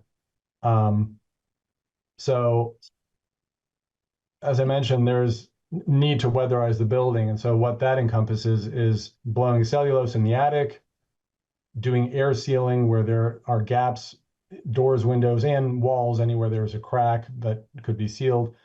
And then thirdly, insulating the foundation. And that the third item is a pretty big item. And I just want to kind of, say that there's significant cost there in number 3. But these things could be done separately. So 1 and 2, the plan that we've been talking about is to do those this fall. And that gets us, a good way toward having a tighter building that can use a smaller heating system. And so we need to get a quote on number 3 for pricing. But I'm concerned that, swallowing this project plus the heating system is going to be too much for 1 year. So we're just setting the stage for doing it in stages. Okay, can I just comment that it would be helpful to get a quote so that we can put it in a budget if we need to do that? Yes. Jim, talking about this building, other options. The attic renovation should reduce the air infiltration by 50%. That's our goal. 5-0. That's our goal. Yeah, wow. So that should help quite a bit. Yep. And so we, Enrique, thank you very much, Enrique, for getting some quotes from area vendors. I'm just showing these on the slide so you have a sense of the scope of things. So we got a quote for a wood pellet system just for comparison because Pellergy and Montpelier offers them. A pure heat pump system, a propane furnace replacement with heat pump add-on. And then just to point out that oil furnaces are still out there, but we did not get a quote for that. Zara has a question. I just have a good question before we move on. With the cellulose insulation, that's the best stuff? Because I was reading that what's the other stuff, that foam installation, that can really create a lot of We will be moisture, right? using foam, but only for the perimeter sealing, Okay, because that's the only way that like we try to stay away from foam because. yeah, I was reading a Yes. nightmare article. Yeah, there's some bad things like Moisture inside stuff. seals, moisture, mold. So cellulose. Cellulose is the lowest embodied carbon material that you can find. Okay. And, it really achieves a good insulation low. We still don't know, but the goal is to put an R70 or possibly R90 up there. Cellulose is 24 inches, 2 feet of cellulose. And there's nothing up there now, not even pink. There is, yes, but Very little. Okay. yeah. Well, the ideal would be to remove all that stuff, just replace with the cellulose. I mean, depending on the labor and the people, the people that we can find to do it, which will probably be only not professionals, but our own people. Oh, okay, all right. So that depends. I mean, if we get Did volunteer. Right. that if we can just achieve the perimeter, that would be great. If we need to remove something because there are some connections in between the joists here, and they'll have to do something else. Okay, I had a question about that because I read a whole article about. Yeah. So we've talked with, we actually met with Randy Drury, who's now got his own contracting company doing this kind of work. And we went over the attic situation and he's offered to help us out and guide that process. So I fully trust his judgment on that.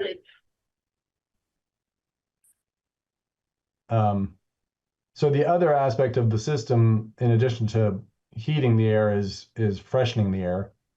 And so that addresses the radon gas down by the vault, but it also addresses the building in general. And so there are two options. One would be a system that's in line with the heating system, and is using the ductwork that's in the building to move fresh air into the rooms. Another option is single standalone units that go right through the wall. And so there's actually both of those being proposed by different companies. Is this for both? Sorry? Yes, one also, depending on which the vendor is, some of them consider totally centralized system for both floors.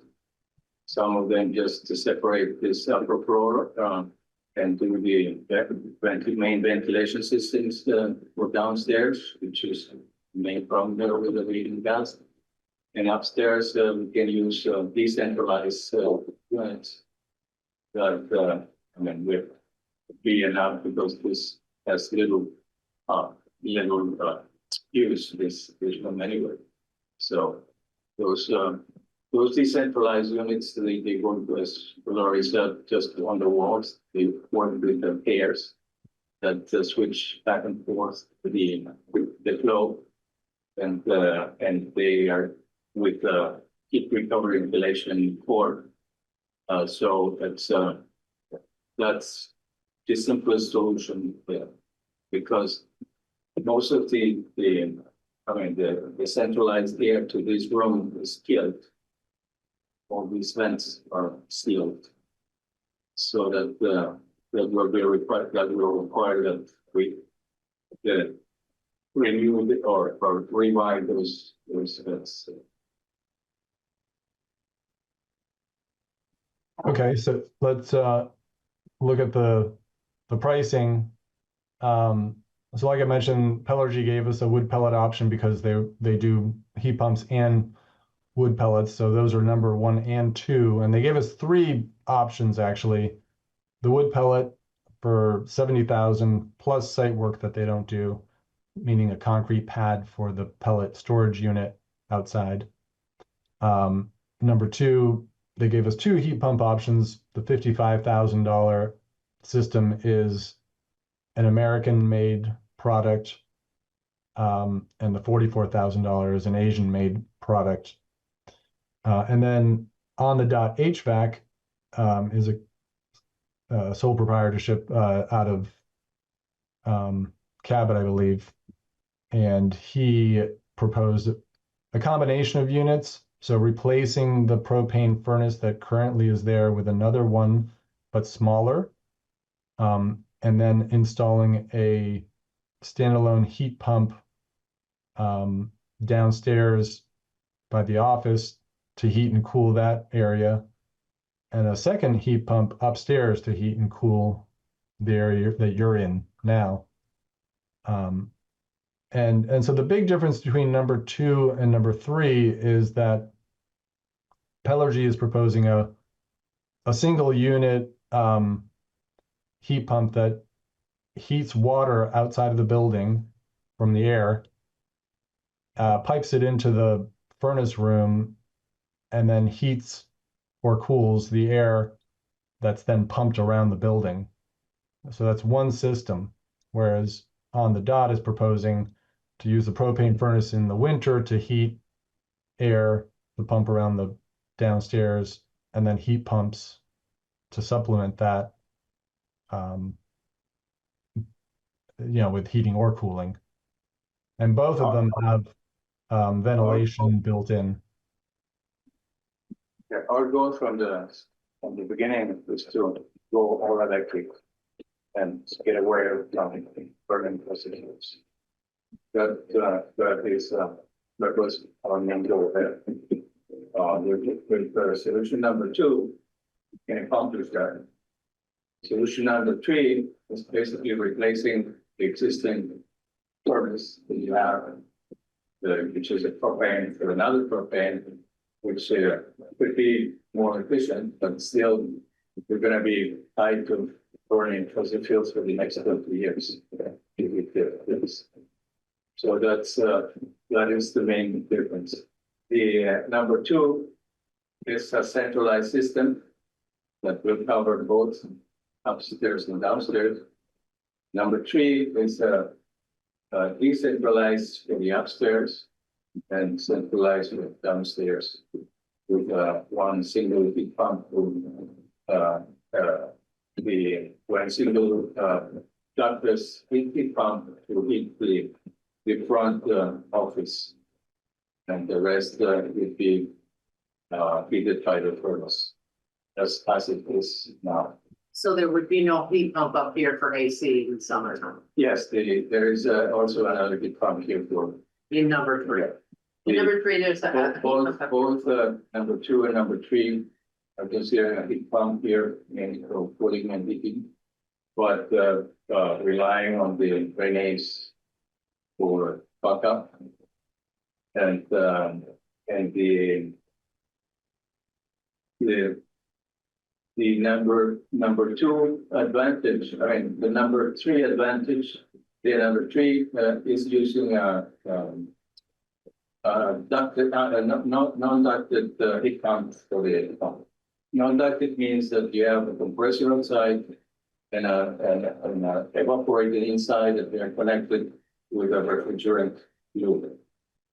Number two is a air to water heat pump, which means the whole unit is for still outside.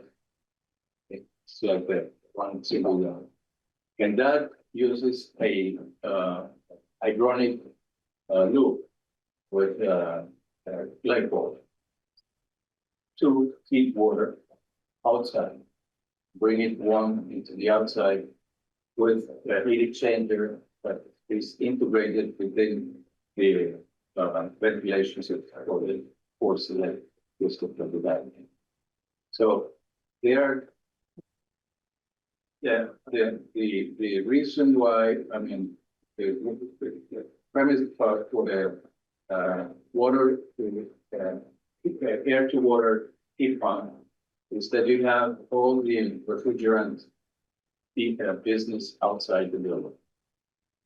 And that comes in package, prefabricated in factory Europe.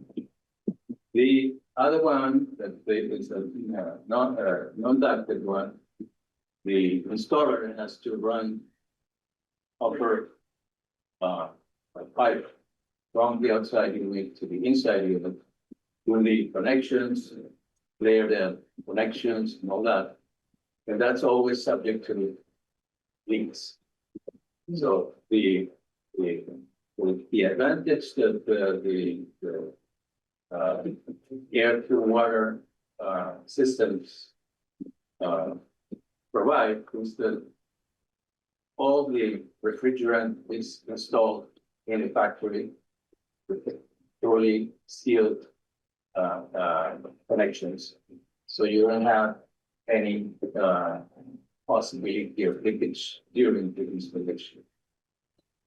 How does that hold up to the negative 30-degree temps per month? Yeah. The holds for negative, yeah. And snow built up around it?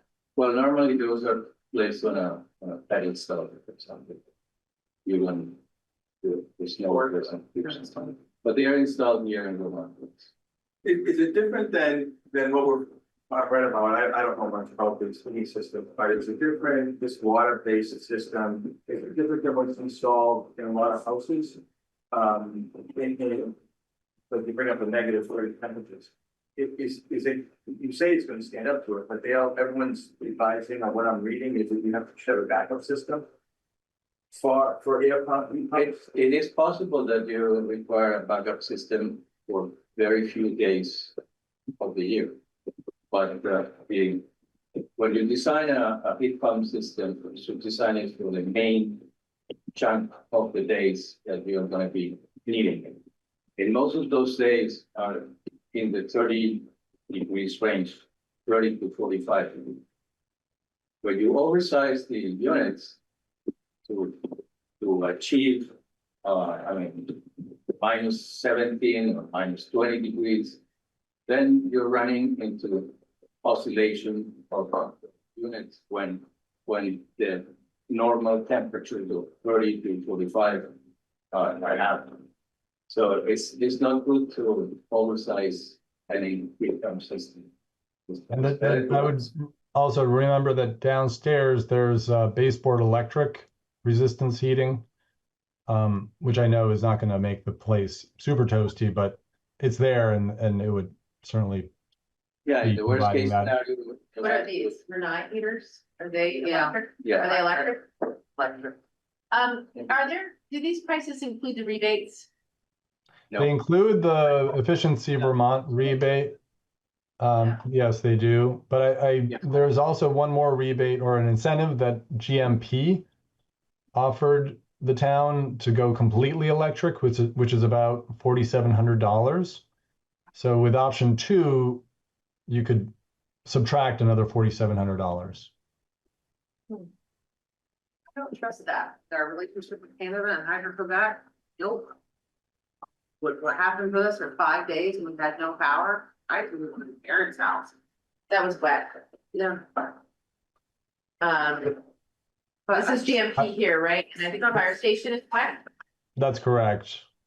And remember too that I think any system is dependent on electricity, whether it's a Right, propane that's true. furnace, it's not going to kick in either. Right. I know at my house, I can plug my propane heater into like a little Jackery battery and it'll pump out heat, like it just needs to be plugged in, something. Anyway, no gas system that we have at this point will work if there is no electricity, Yeah, the propane wouldn't work either. because the controls are electric. So, yeah, only if we have. Not even a wood pellet. Well, I could come with my Jackery and plug this for 9 in. Yeah. Let's hope that doesn't happen. What is that? We're much bigger problems. if we Hope have is to not, come in. hope is not a plan, Liz. Well, I would point out that if there is no power, then is anybody going to be working in the building? Probably not. But if you did want battery backup for the building, I mean, that's another option to look at. I mean, I think I'm sort of, and I understand the need to move to all electric, but I feel like I'm gravitating towards number 3. 1, because it's cheaper, and 2, because we don't really know what we're doing with this building, and investing in a giant heat pump system, may not be prudent because, we're not doing a renovation of this place anytime soon. And I guess my question is, would we be still using the heat pumps more or less when the propane furnace only really be used when it got cold? Or would the propane always be running along with the heat pumps? With the third option, In case number 3, the propane will be running all the time, yes, in the winter time. all the time, and would the heat pumps not be running in the winter time?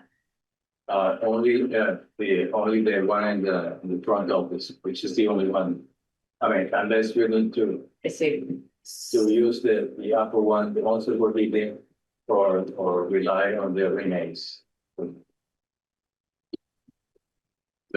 So yeah, you could use for heating upstairs, the heat pump. And in the summertime, we can use it for cooling. And Right now, I'm looking through the AC.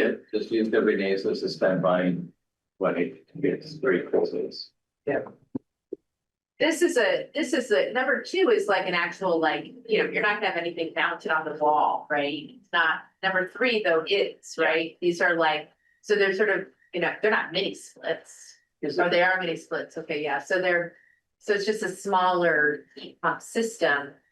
There are 2 mini splits in the number 3 one, the one for upstairs and the one for the front office.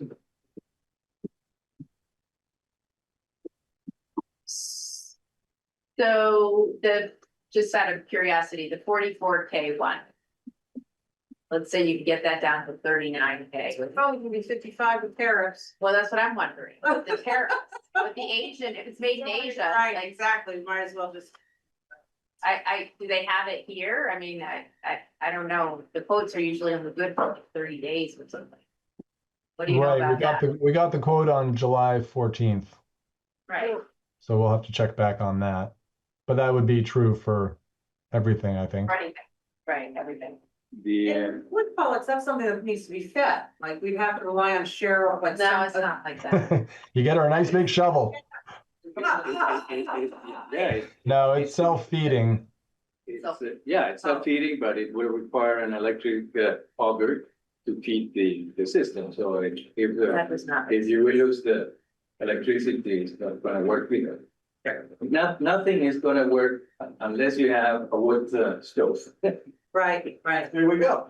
Well, I mean, I wonder too, if you guys really felt like, I mean, I guess one of my concerns is it true? I mean, I know some of the older heat pump systems, people struggle, to get them to work during the deepest, coldest winter. And this past winter was cold, right? And so, number two option would be great for most days, but not every day. And so are we going to be forced to have a backup propane system anyway? And then that adds on another. We can 10,000. rely on the electric baseboard downstairs Oh, right, that's like I and said. with the relays upstairs. Yeah. So, but those would be just as a backup. I guess for me, my parents have heat pumps. And I downstairs have an issue with the mold in the walls, like I can smell the problem downstairs, and I personally couldn't work in it for 8 hours. I just couldn't, but when I go to my parents' house, even at their dinner table, I am stuffy by the end of dinner. They clean the fan, they literally clean the filter for me every time I come. The heat pumps do not provide fresh air. That's why we are talking about a ventilation system. Right, also. includes the ventilation. Ventilation system will be providing 24 hours a day, 7 days a week. Yeah. Fresh air and removing the stale air through a heat recovery ventilation system that can recover up to 90%. And does that work with like mold spores and whatever, That radon and all that definitely stuff? helps with that. Okay. One of the problems in the winter time, for example, with the heat pumps, is that they are oversized, they overcool, and then you have also condensation on the walls and any cold surface, and that's what induces the mold.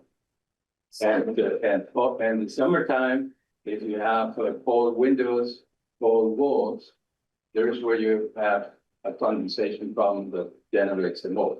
So the ventilation system, although even if you don't have a fully weatherized building, is gonna have considerably with that problem of the mold. Okay. Because it's gonna be renovating the air 24 hours a day, 7 days a week. And in terms of maintenance, like how, like, between the propane furnace and the heat pumps, like, the propane furnace, do you have to change filters or vacuum every now and then? And how often do you have to change heat? The ventilation system, you have to change the filters, yes, every 6 months or 12 months, depending on how much. That's very important. 2 filters. Yep. One for the incoming air on the outside, and one for the exhaust air from the inside, because we're generally also. And they can both be cleaned but in the inside, like we don't have somebody climb a Very ladder. easy to clean. Okay. Right. Hello, this is Bill Price. Got a question. You hear me? Yeah, sure. Thank you. My question is, does the town have an outside generator that when electric goes out, the town is covered? No, I don't think we do. We don't have a generator, no. No, I think the town garage might have something, a little something, but no, we don't have anything. not here, no. It's not like a built-in generator or even a rollout generator, no. Okay, because the other one is, in my experience, my acupuncture lady has turned from wood heat to heat pumps, and she put one in her basement. She has split level, and one upstairs in the living room, and it still does not heat the house up for her. So she has wood in the basement for her office for acupuncture business, and she tried it, and it didn't do sufficiently enough to warm it up. So it's a nice idea, but you need two to as a backup. Propane furnace would help you, because they say they can go down to -30. I just have, from what my experience in refrigeration is, that it doesn't pull anything out of it. So there's no real quantity of heat. It's what's going in out of Freon is what's coming out. So you're getting your efficiency drops down to very possibly 10%. So the 3 is what I thought. My also thought is, are you going to the building foundation? Is that what it is? And like you don't have elevator instead, all this. Bill, could you ask that question again? Since I'm looking at it, which way we're thinking, or which way you're thinking of going. If the foundation in the building is cracked up, you don't have an elevator for access. Are some of those considered, or the volt was too small? All these little things I hear about, but I don't. Yeah. Yes. Yeah, that's why I think we're gonna have a bigger discussion about the town hall in our next meeting. So the 5 of us can kind of discuss and have you guys, Right, I mean, the quote was like $3 million to do everything, and we don't have that, we're never gonna get it, and so, what we do know is that we have to replace the heating system this year. I understand that, but is one thing you are possibly can lose with all the other existing conditions, and a Band-Aid fix, I guess, would be the easiest way to call it. You don't have, and you're, it's in a building there, living on the basement floor in concrete is no fun. I understand completely. Yeah, I think we are leaning, we agree with you, Bill, and I too am leaning towards the propane with the heat pump backup kind of thing. What was the end of the committee's recommendation? Yeah. I mean, you guys laid out 3, but what's your thoughts on the 3 choices? You ask me? No, the energy committee. I'm sorry, Bill. Thank you for your comments, Bill. Thank you. If it would be, I would choose number 2 with air to water heat pump. No. First, because I do not have to rely on fossil fuels. Although still have the background heating, but it will probably run very. And second, because that system, the refrigerants industry is changing very rapidly, getting away from the high carbon footprint of the refrigerants. We have gone from 1500 or something like that with the first generation down to 700, and now we're trying to get to 400 carbon equivalent of CO2s. So if we install the heat pump right now in the front here, that heat pump will work only with the refrigerant that is being supplied. It will not work in future if you have to refill it with one watt. So you will have to replace the whole unit. That's for number 3. Talking about the mini splits. Yeah. So that is one of the considerations because these heat pumps normally would work 10, 15 years if you are very lucky. So you're looking for either to refill the refrigerant because you may have leaks in the system. That's one of the advantages of the air to water system. That is it's a encapsulated unit fabricated in a factory. It has no connections subject to whoever installs the unit. So that is more reliable from that point of view. So yeah, I mean, the number 3 has those considerations that you may have to replace the whole unit. You're going to be committed to burning propane for the next 20 years. What's the life of the number 2? Number 2, I don't think any heat pump is going to last more than 10 to 15 years. Reliable, I mean, the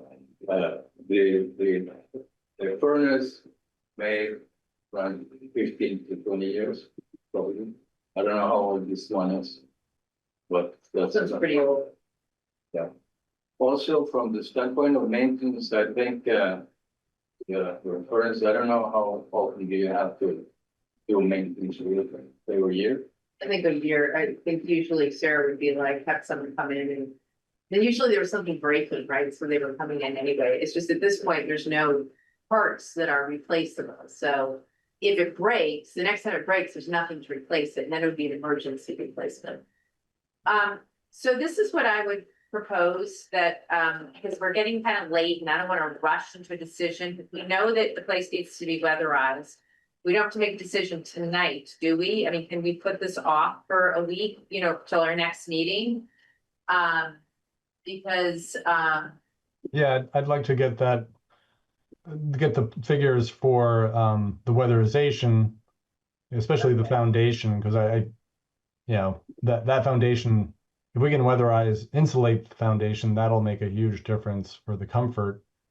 And then what the contractors will do, who are proposing these systems, they will recalculate the building's heat load, which means how much heat does it take, and they can size the systems appropriately, and that may change things. Yeah, at this point, the heat loads or the cooling loads are more like a wild guess because we don't know. So ideally, we would get the quotes, get a quote for foundation insulation, hopefully not be too shocked by it, and then decide if you want to do all of that. And if we can do all the weatherization and insulation in September, October, then get a really precise heat load calculation and appropriately sized systems for the building. And we could have somebody from the companies or somebody from Efficiency Vermont maybe speak to us to give more insight into the feasibility of heat pumps versus propane furnace. We might also be able to leverage if there's like a difference that is, feeling like, oh, we just need another 10,000 and we can get 5 from GMP and maybe the Middlesex Community Fund. I know they're always looking for something to fund. They might be willing to fund, either maybe part of a weatherization cost. Is this building GMP or is it? GMP, this one's GMP. And the fire station? Fire station is WEC. Yeah. And if we had if this building had solar panels, then that would really offset the cost of the electricity going forward. Is there if that were a zero investment option? You're pushing it. I can tell. I think Remember Solar for All is now canceled, I think that's part of the cancellation. No, I know, but there's still you can still sell the electricity to GMP. No, you can't. Quit that, I thought. They quit that. They quit that. You got GMP? you don't. Well, You don't. I'll double check. Yeah, go double check it from Hilton and them. They've lost it. They stopped it. So Oh, But, well, they stopped All right. providing cheap PV systems, but I think that the net metering still exists.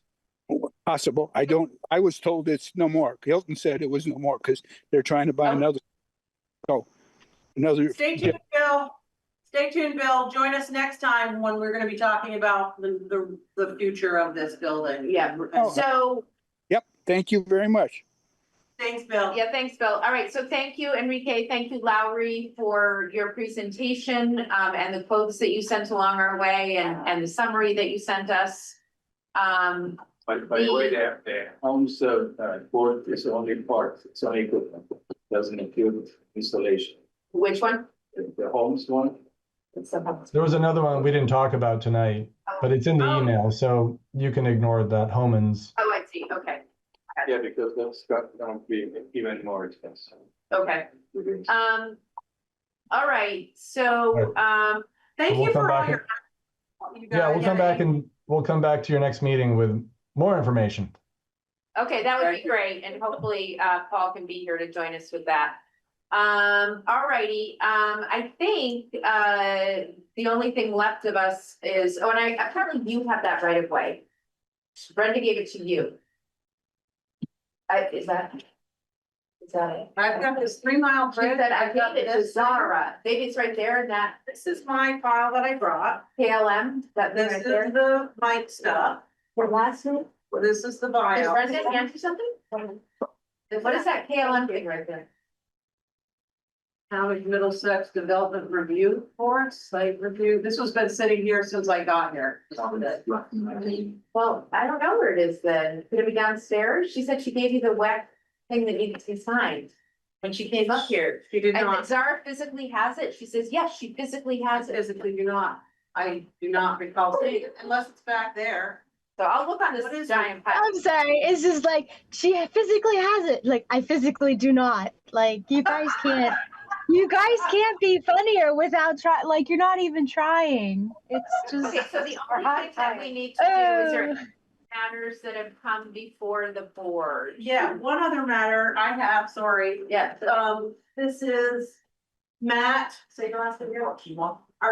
Hey, can you spell that again? Make sure we got it. It's a funny spelling. RK, RKI RKI, OU OU, AK. AK. Oh my gosh, you must have a hard time with that. This Okay. fabulous person has offered to fill the vacancy both on the budget committee and on the cemetery committee, so do we need to vote him in? I believe we do. All right. We just want to be able to have to post that for anything, is that just? We have posted We it, so we posted have it. begged people. Yeah, we beg people. Yeah, but that's a good, I just want to be careful, it's Yes, no, I somebody comes back to us and says, hey, wait a minute. And honestly, there, Happily give it up. No, there's more room. No, you're not going anywhere now. okay, so is there a motion to appoint Matt as the cemetery commission and budget committee member? I would make that motion, please. Is there a second? I'll second. Larry seconds it. All those in favor say aye. Aye. Aye. Okay, the ayes have it. Welcome, Matt. Thank you. So. Do you live on Brook Road? I live on McCullough Hill, Jason House. Gotcha. Okay, yep, yeah. Well, thank you and welcome. Are you new to Middlesex or no? I bought the house 5 years ago. We lived there for 2 years. I was on the West Coast for 2 years. Okay, nice, great.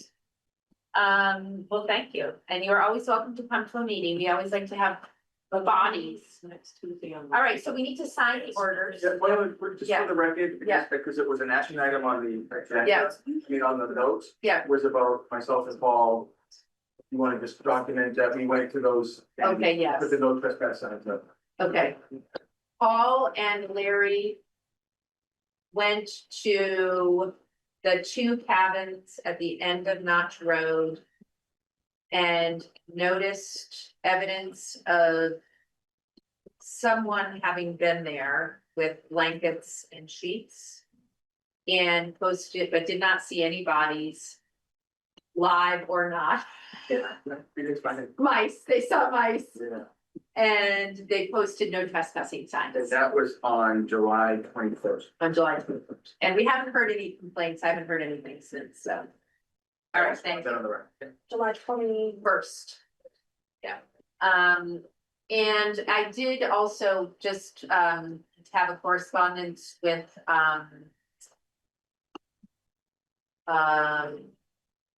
Evelyn Prim of Mead Road.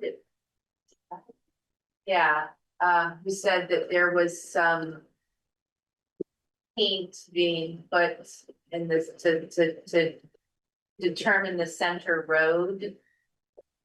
And it wasn't clear whether or not that had been approved by the town. And I don't think it was. I think I reached out to Eric and I didn't hear back.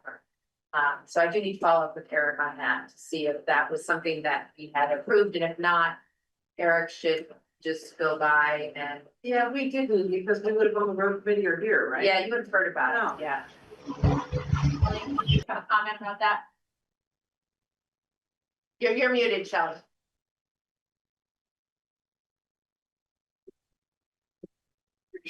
Ask time. Okay, try unmuting now, Shelley. Okay, can you hear me now?